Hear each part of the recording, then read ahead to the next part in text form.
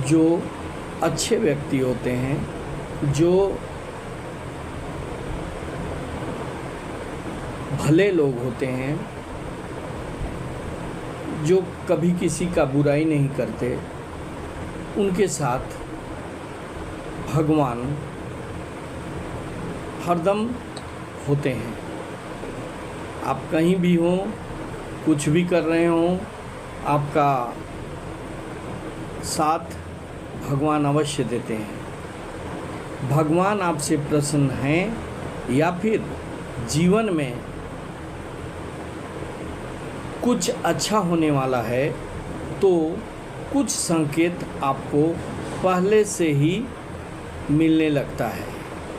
कहा जाता है कि जो लोग हर पल भगवान का स्मरण करते हैं उनका मन पवित्र होता है। भगवान आपसे प्रसन्न हैं या नहीं हैं, यह आप कैसे जानेंगे? भगवान आपके साथ हैं, यह जानने के लिए आप जो काम कर रहे हैं उसमें अच्छा ही अच्छा होता चला जाए तो समझें कि भगवान आपके साथ हैं।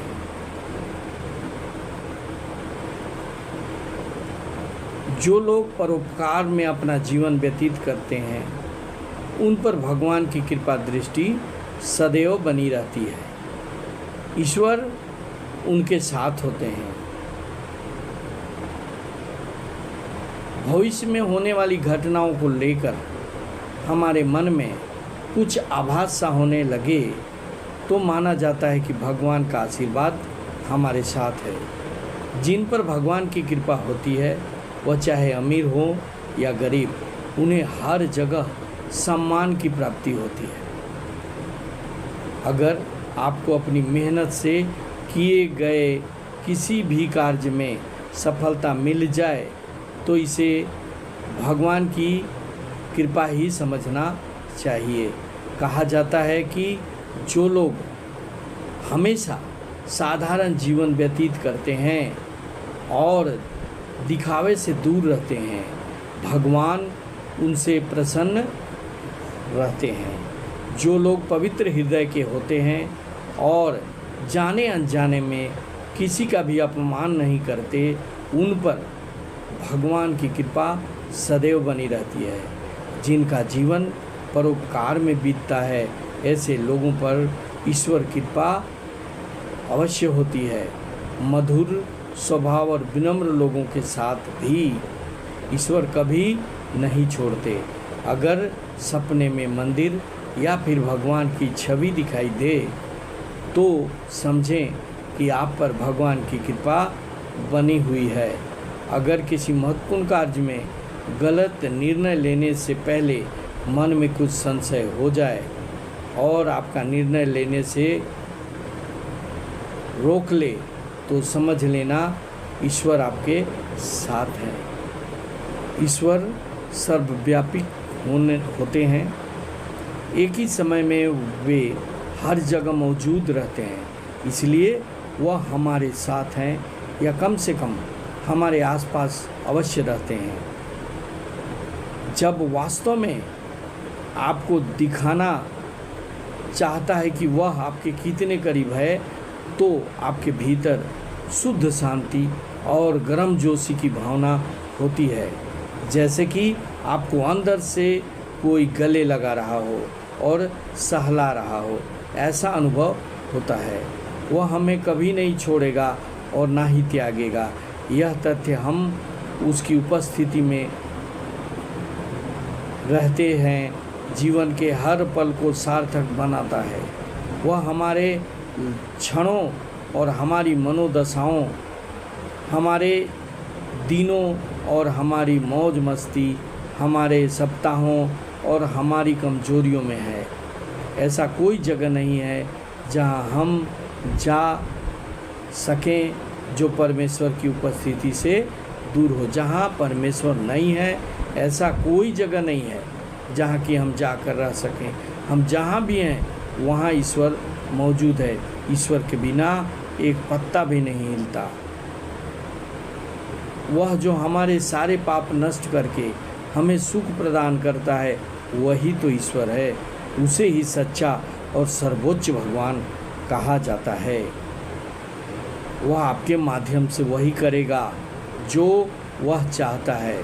भगवान खुद कोई काम नहीं करते, वे हमारे माध्यम से काम करवाना चाहते हैं। अगर हमें अच्छा करवाना है, अच्छा उनको कराना है, तो वह हमारे माध्यम से अच्छा कराते हैं। बुरा भी करवाना है तो भी वह हमारे ही माध्यम से करवाते हैं, वो अपने खुद नहीं करते। लेकिन यदि आप उसे स्वीकार करने और उसकी खोज करने में इनकार करते रहेंगे, तो आप उसकी कृपा और महिमा के प्रतिफल से वंचित हो जाएंगे। जब परमेश्वर हमारे साथ होता है तो वह हमें आशीर्वाद के एक ऐसे परम स्थान पर ले जाता है जहाँ से परीक्षाएं फीकी पड़ जाती हैं। कहा जाता है कि भगवान केवल तभी हमारी पुकार सुनते हैं जब हम निष्ठा और भक्ति के साथ प्रार्थना करते हैं। भगवान को बुलाना है, भगवान से कुछ काम कराना है, भगवान की कृपा प्राप्त करनी है, तो हमें निष्ठा से, दिल से, अपने हृदय से और भक्ति भाव से भगवान की प्रार्थना करनी चाहिए। वे हमारी प्रार्थना को अवश्य सुनेंगे और हमारे कार्य को निश्चित रूप से करने में हमारी अवश्य मदद करेंगे। इसलिए जब भी भगवान को बुलाना हो तो मन को पवित्र करें, मन में निष्ठा रखें, विश्वास रखें और भक्ति भाव से भगवान को पुकारें, वह जरूर आएंगे। कुछ लोगों का यह भी मानना है कि भगवान हमारी पुकार सुनते हैं, लेकिन वे हमेशा हमें वह नहीं देते जो हम चाहते हैं, क्योंकि वे जानते हैं कि हमारे लिए क्या अच्छा है, क्या बुरा है। ऐसा नहीं कि जो हम मांगते चले गए, अच्छा या बुरा, वह देता गया। हमारे माता पिता, जब हम बच्चे होते हैं तो हम बहुत सारी चीज़ों का डिमांड करते हैं, बहुत सारी चीज़ें मांगते हैं, लेकिन वह हमें वही दिलाते हैं जो हमारे लिए अच्छा होता है। भगवान भी उसी तरह हमारी सभी मांगों को कभी पूरा नहीं करेंगे, वे वही करेंगे जो हमारे लिए लाभदायक हो। वर्तमान में कलियुग चल रहा है, यह कलियुग है। धर्म ग्रंथों के अनुसार कलियुग में भगवान विष्णु कल की रूप में अवतार लेंगे। कल की अवतार कलियुग और सतयुग के संधि काल में होगा। पुराण कथाओं के अनुसार कलियुग में पाप की सीमा पार होने पर विश्व में दुष्टों के संहार के लिए कल की भगवान का अवतार होगा।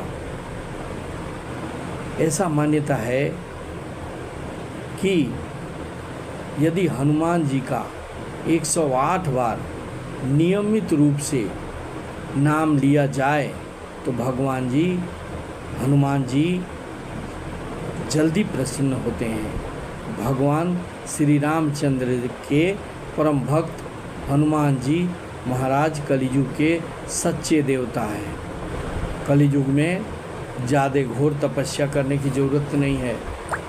कलियुग समयुग आन नहीं, करी देखो ही दौर, आगे की गति और है, पीछे की गति और।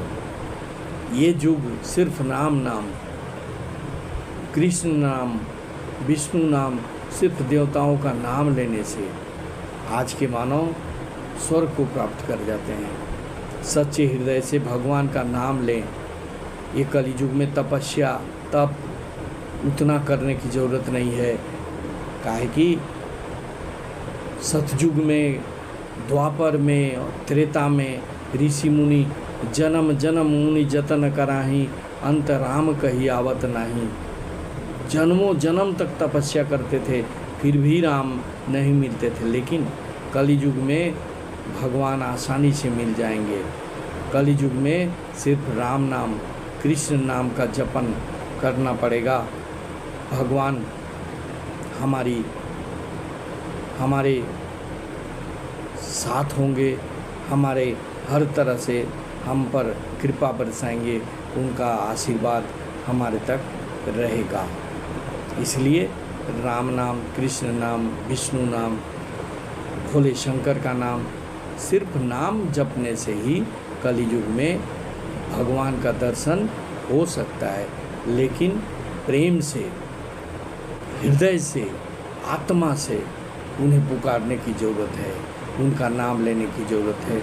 कोई साक्षात हमारे सामने आ सकते हैं, बस हमें उनके नाम को जपना ज़रूरी है।